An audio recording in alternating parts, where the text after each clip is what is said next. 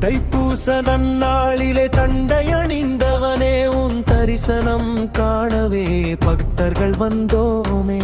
பன்னீரும் புஷ்பமும் பாதத்தில் வைத்தோமே, பயமெல்லாம் போக்கிடும் வேற்படை கொண்டோமே.